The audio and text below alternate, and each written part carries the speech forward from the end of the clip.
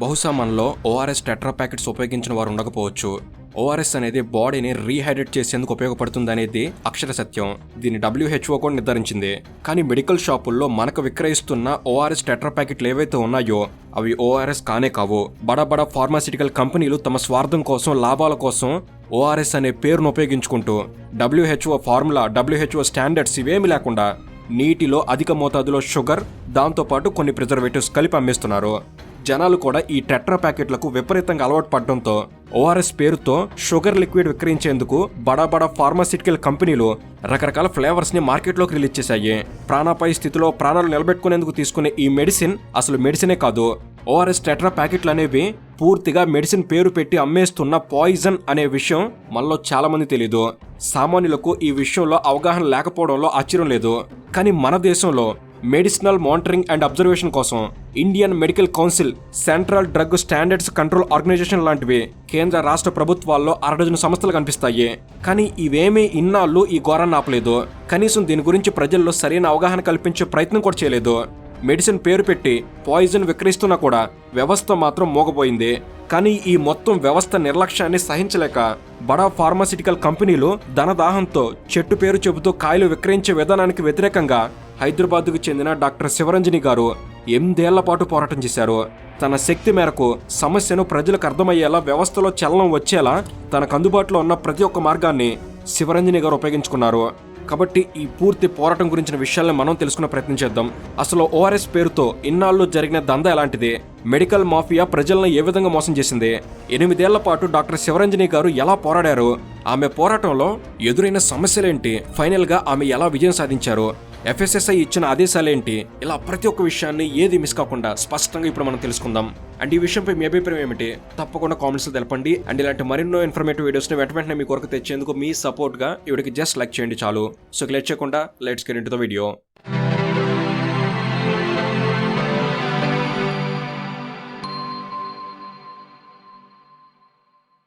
ORS కి full form oral rehydration salts. ఇక్కడ salt అంటే మనం రోజు ఉపయోగించే ఉప్పు అని అనుకుంటారు, కానీ సైంటిఫికల్ లాంగ్వేజ్ లో సాల్ట్ అంటే లవణం అని అర్థం.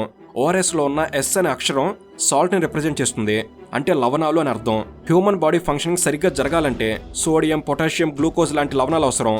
మనం తీసుకునే ఆహారం మరియు నీటి ద్వారా ఈ లవణాలన్నీ శరీరానికి అందుతాయి.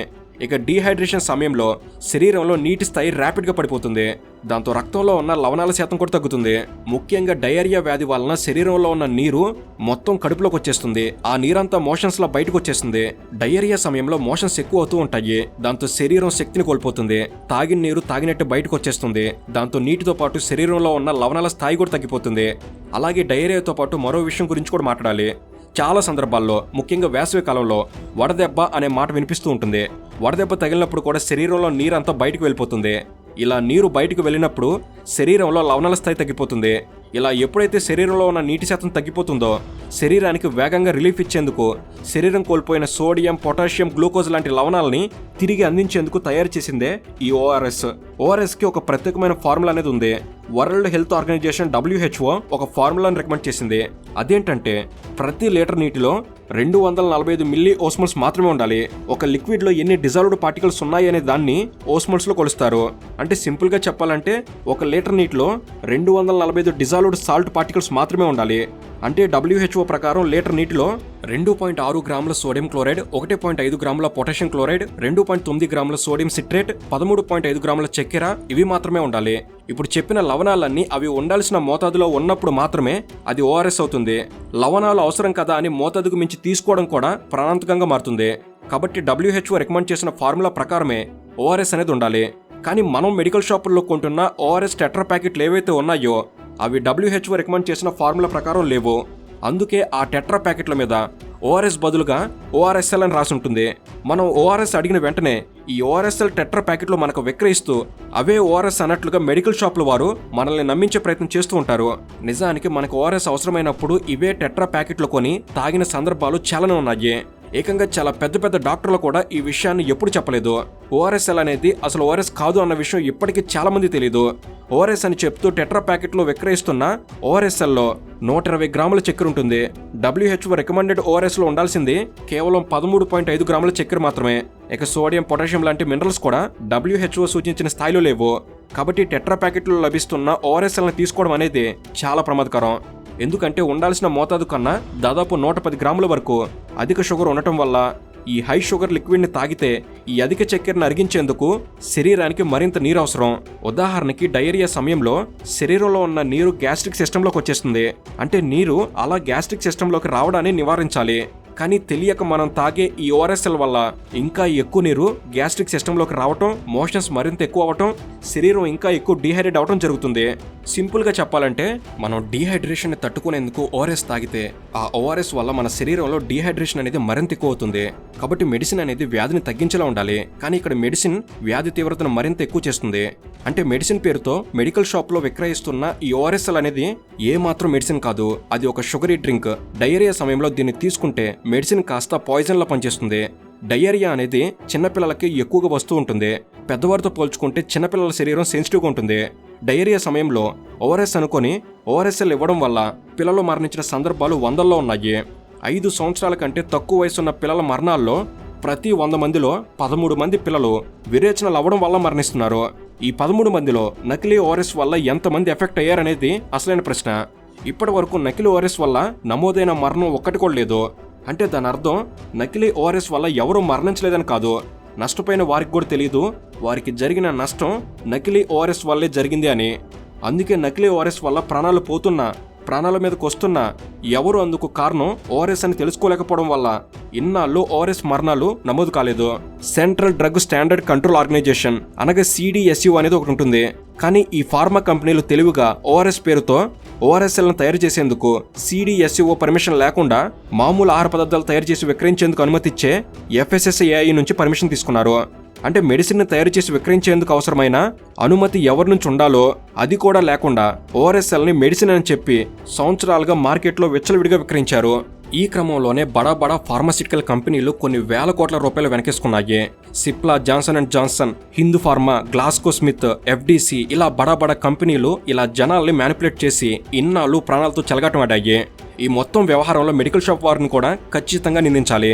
ఎందుకంటే మెడికల్ నాలెడ్జ్ ఉన్న చాలా మందికి ఓఆర్ఎస్ఎల్ అనేది ఓఆర్ఎస్ కాదు అన్న విషయం తెలుసు. 99% మంది మెడికల్ షాప్ యజమానులకి ఈ విషయం తెలుసు. అదీ కాకుండా WHO రికమెండెడ్ ఫార్ములాతో ఉండే ఓఆర్ఎస్ పౌడర్ అనేది మెడికల్ షాపుల్లో ఉంటుంది. అయినా కూడా ప్రజలు వచ్చి ఓఆర్ఎస్ అని అడిగిన వెంటనే ఓఆర్ఎస్ఎల్ టెట్రా ప్యాకెట్లనే మన ముందు పెడతారు. ఎందుకంటే ఓఆర్ఎస్ఎల్ టెట్రా ప్యాకెట్లు విక్రయించడం వల్ల మెడికల్ షాప్ వారికి ఎక్కువ లాభం ఉంటుంది. ఇక్కడే మా సొంత అనుభవం నుంచి ఒక విషయాన్ని పంచుకోవాలి. ఓఆర్ఎస్ఎల్ అనేది అసలైన ఓఆర్ఎస్ కాదు అని మాకు తెలియని రోజుల్లో ఒక సంఘటన జరిగింది. ఒక కార్యక్రమం సందర్భంగా ఎండ్లో పనిచేసిన కొందరికి ఓఆర్ఎస్ ఇవ్వాలని మేము గతంలో బల్క్లో ఓఆర్ఎస్ టెట్రా ప్యాకెట్లు కొనే ప్రయత్నం చేశాం. 60 టెట్రా ప్యాకెట్లు ఉండే ఒక పెద్ద కాటన్ని డైరెక్ట్గా డీలర్ నుంచి కొనుగోలు చేస్తే చాలా తక్కువ ధరకు లభించింది. మెడికల్ షాప్లో 35 నుంచి 40 రూపాయలకు విక్రయిస్తున్న ఒక్క టెట్రా ప్యాక్ మాకు 20 రూపాయలకి వచ్చిందంటే మెడికల్ షాప్ వారికి ఒక్క ఓఆర్ఎస్ఎల్ టెట్రా ప్యాక్ అమ్మడం వల్ల 15 నుంచి 20 రూపాయల లాభం వస్తుంది. ఇలా భారీగా మార్జిన్ ఉండటం వల్ల మెడికల్ షాప్ వారు కూడా పోటీ పడి మరి వీటిని జనాలకు అంటగట్టారు. అలా ఓఆర్ఎస్ అనేది అసలు మెడిసిన్ కాదు అన్న విషయం కూడా ఎక్కువ మందికి తెలియకుండా చేయడంలో మెడికల్ షాప్ యజమానుల పాత్ర కూడా ఉంది. నిజానికి ఒక్క ఓఆర్ఎస్ఎల్ అనే ఒక్క పేరును మాత్రమే కాదు, యాక్టివ్ ఓఆర్ఎస్ అని, ఓఆర్ఎస్ ఫిట్ అని ఇలా ఒక్కో కంపెనీ ఒక్క విధమైన పేరును ఉపయోగిస్తూ ఈ టెట్రా ప్యాకెట్లను అమ్ముతున్నారు. నిజానికి ప్రస్తుతం మార్కెట్లో అందుబాటులో ఉన్న ఈ నకిలీ ఓఆర్ఎస్ టెట్రా ప్యాకెట్ల మీద డయేరియా సమయంలో ఉపయోగించకూడదని కూడా రాసి ఉంటుంది. అలాగే ఇట్స్ నాట్ అన్ ఓఆర్ఎస్ అని కూడా ఉంటుంది. ఇవన్నీ కేవలం లీగల్గా ఎదురయ్యే చిక్కులను తప్పించుకునేందుకు ఫార్మా కంపెనీలు చేస్తున్న అనెథికల్ ప్రాక్టీస్ మాత్రమే. ఎందుకంటే ఓఆర్ఎస్ అనే అక్షరాలని తాటికాయంత రాసి డయేరియా సమయంలో ఉపయోగించకూడదు, ఇది ఓఆర్ఎస్ కాదు అనే ముఖ్యమైన విషయాన్ని మాత్రం చీమ తలకాయంత రాస్తే ఉపయోగం ఏముంటుంది? అయితే ఓఆర్ఎస్ పేరుతో నకిలీ టెట్రా ప్యాకెట్లు గత 15 సంవత్సరాలుగా అమ్ముడవుతున్నాయి. కానీ దేశంలో CDSCO, డ్రగ్ కంట్రోల్ అథారిటీలు, మెడికల్ కౌన్సిల్లు, మెడికల్ అసోసియేషన్లు, ఫార్మా ఎక్స్పర్ట్స్, కొన్ని లక్షల మంది డాక్టర్లు ఇవన్నీ ఉన్నా కూడా ఒక్కరు కూడా ఈ విషయం మీద ఒక్కసారి కూడా మాట్లాడే ప్రయత్నం చేయలేదు. వ్యవస్థలు పూర్తిగా కళ్ళు మూసుకున్న సమయంలో బాధ్యత కలిగిన డాక్టర్లు మనకెందుకులే అనుకున్న సందర్భంలో ఒక్క మహిళా డాక్టర్ ఈ విషయం మీద ఒక భారీ పోరాటం చేశారు. హైదరాబాద్కు చెందిన చిన్నపిల్లల డాక్టర్ శివరంజని సంతోష్ గారు 8 ఏళ్లుగా ఈ విషయం మీద పోరాటం చేస్తూనే ఉన్నారు. 2017-18 సమయంలో తన దగ్గరకు వచ్చిన కొందరు పిల్లలు ఓఆర్ఎస్ తీసుకున్న తర్వాత మరింత ఎక్కువగా సిక్ అవడంతో ఆమెకు అనుమానం వచ్చింది. అలా డాక్టర్ శివరంజని గారు తనకు వచ్చిన అనుమానాన్ని అక్కడితో వదిలేయకుండా ఈ కంపెనీలు చేస్తున్న మోసాన్ని పూర్తిగా స్టడీ చేసి ఆమె 2018లో తన పోరాటాన్ని మొదలుపెట్టారు. ముందుగా CDSCOకు లేఖ రాశారు. ఓఆర్ఎస్ పేరుతో WHO రికమెండెడ్ ఫార్ములా లేకుండా నకిలీ టెట్రా ప్యాకెట్లు విక్రయిస్తున్నారన్న విషయాన్ని ఆమె CDSCO దృష్టికి తీసుకెళ్లారు. దాంతోపాటు ఆమె తన సోషల్ మీడియా ఛానళ్లలో కూడా నకిలీ ఓఆర్ఎస్ టెట్రా ప్యాకెట్ల గురించి ప్రజలకు అవగాహన కల్పించే విధంగా అవేర్నెస్ క్రియేట్ చేశారు. CDSCOకు ఆధారాలు కావాలంటే వాటిని కూడా పంపించారు. ఆ తర్వాత CDSCO FSSAI పర్మిషన్ ఇచ్చింది, FSSAIని అప్రోచ్ అవ్వమని అంటే FSSAI కూడా లేఖలు రాయడం. ఇలా డాక్టర్ శివరంజని గారు ఎంతో పోరాటం చేశారు. శివరంజని గారు చేస్తున్న పోరాటానికి బడా ఫార్మాసిటికల్ కంపెనీలు ఆమెకు పదవులు కూడా ఆఫర్ చేశాయి. అలాగే ఆమెకు లైఫ్ థ్రెటనింగ్ బెదిరింపులు కూడా వచ్చాయి. అయినా ఆమె మాత్రం వెనక తగ్గలేదు. ఆమె చేస్తున్న పోరాటాన్ని ఎంతో మంది డాక్టర్లకు వివరించారు. ఎన్నో మెడికల్ అసోసియేషన్ల దృష్టికి కూడా తీసుకెళ్లారు. కానీ ఈ పోరాటంలో ఆమెకు ఒక్కరు కూడా సహాయం చేయలేదు. ఇక 2022 ఏప్రిల్లో శివరంజని గారి పోరాటానికి ఫలితం లభించింది. FSSAI ఓఆర్ఎస్ అనే పేరు లేకుండా వీటిని విక్రయించాలని ఆర్డర్ రిలీజ్ చేసింది. దాంతో శివరంజని గారి పోరాటం ముగిసిందనే అనుకున్నారు. కానీ నకిలీ ఓఆర్ఎస్ టెట్రా ప్యాకెట్లు విక్రయిస్తూ కోట్ల రూపాయల ఆదాయానికి అలవాటు పడ్డ ఫార్మా కంపెనీలు మరలా లాబింగ్ మొదలెట్టాయి. దాంతో FSSAI ఇచ్చిన ఆర్డర్ క్యాన్సిల్ అయింది. ఇట్స్ నాట్ అన్ ఓఆర్ఎస్ అని ప్యాకెట్ మీద ప్రింట్ చేసి అమ్ముకోవచ్చని FSSAI అనుమతి ఇచ్చింది. దాంతో ప్యాకెట్ మీద ఒక మూలన కనిపించకుండా ఉండేలా ఇట్స్ నాట్ అన్ ఓఆర్ఎస్ అని రాయడం మొదలుపెట్టారు. ఆ తర్వాత శివరంజని గారు ఈ విషయం మీద లీగల్గా వెళ్లాలని తెలంగాణ హైకోర్టులో పిల్ వేశారు. డ్రగ్ కంట్రోల్ అథారిటీలు, FSSAI, CDSCO, endocrine society of India, women pediatric forum లాంటి సంస్థల్ని ఇంప్లీట్ చేస్తూ శివరంజని గారు వేసిన పిల్ మీద హైకోర్టులో విచారణ కూడా మొదలైంది. దీనికి సంబంధించి 2-3 ట్రయల్స్ కూడా జరిగాయి. ఈ కేసులో న్యాయం పూర్తిగా శివరంజని గారి వైపు ఉండడంతో కోర్టులో న్యాయం జరుగుతుందన్న నమ్మకంతోనే ఉన్నారు. ఇంతలో 2025 అక్టోబర్ 15న FSSAI నుంచి ఒక ఆర్డర్ వచ్చింది. 2022 ఏప్రిల్లో ఇచ్చిన ఆర్డర్ ప్రకారం ఓఆర్ఎస్ అనే పేరుతో ఎలాంటి టెట్రా ప్యాకెట్లు విక్రయించడానికి వీల్లేదని FSSAI నుంచి ఆదేశాలు వచ్చాయి. తక్షణమే ఈ ఆదేశాల్లో అమల్లోకి వస్తాయని కూడా ఆ ఆర్డర్లో మెన్షన్ చేశారు. కాబట్టి ఈ ఆర్డర్ అమల్లోకి వచ్చిన నాటి నుంచే ఓఆర్ఎస్ అని అర్థం వచ్చేలా ఏ పేరుతో టెట్రా ప్యాకెట్లు తయారు చేసినా విక్రయించినా అది నేరమే అవుతుంది. అయితే FSSAI ఇచ్చిన ఈ ఆర్డర్ను సవాల్ చేస్తూ ఫార్మా కంపెనీలు కోర్టుకు వెళ్ళాయి. కోర్టు FSSAI ఆర్డర్ మీద టెంపరరీ స్టే విధించింది. స్టే టెంపరరీ కావడం వల్ల FSSAI ఆదేశాలు అమలు చేయడం తప్పనిసరి అవుతుంది. కాబట్టి మొత్తానికి ఈ నకిలీ ఓఆర్ఎస్ టెట్రా ప్యాకెట్ల దందాకి తెరపడడం ఖాయంగా కనిపిస్తుంది. అక్టోబర్ 15న FSSAI నుంచి ఆదేశాలు వచ్చిన తర్వాత ఈ విషయం మీద 8 ఏళ్లుగా పోరాటం చేస్తున్న డాక్టర్ శివరంజని గారు విపరీతమైన భావోద్వేగానికి గురయ్యారు. ఆమె ఏడుస్తూ తన పోరాటానికి దక్కిన విజయాన్ని కన్నీళ్లతో ఆస్వాదించారు. ఆ రోజు ఆమె ఏడుస్తూ మాట్లాడిన మాటలు ఎంతో మందిని కదిలించాయి. మెయిన్ స్ట్రీమ్ మీడియాలో, సోషల్ మీడియాలో పెద్ద ఎత్తున అటెన్షన్ గ్రాప్ చేశాయి. ఒక మామూలు డాక్టర్ అవరోధాలని, ఆటంకాలని లెక్క చేయకుండా మొత్తం వ్యవస్థకి, మల్టీనేషనల్ కంపెనీలకు ఎదురెళ్లి సాధించిన విజయం ఇది. కాబట్టి శివరంజని గారి పోరాటాన్ని ప్రతి ఒక్కరు అభినందించి తీరాలి. నిజానికి ఇలాంటి విషయాల మీద వీడియో చేస్తే రెస్పాన్స్ పెద్దగా ఉండదన్న విషయం మాకు తెలుసు. కానీ కొన్నిసార్లు కొందరు సాధారణ వ్యక్తులు చేసిన అసాధారణ పోరాటాన్ని మా వంతుగా అభినందించే ప్రయత్నంలో భాగంగా శివరంజని గారి గురించి, నకిలీ ఓఆర్ఎస్ టెట్రా ప్యాకెట్ల దందా గురించి ఇక్కడ చెప్పడం జరిగింది.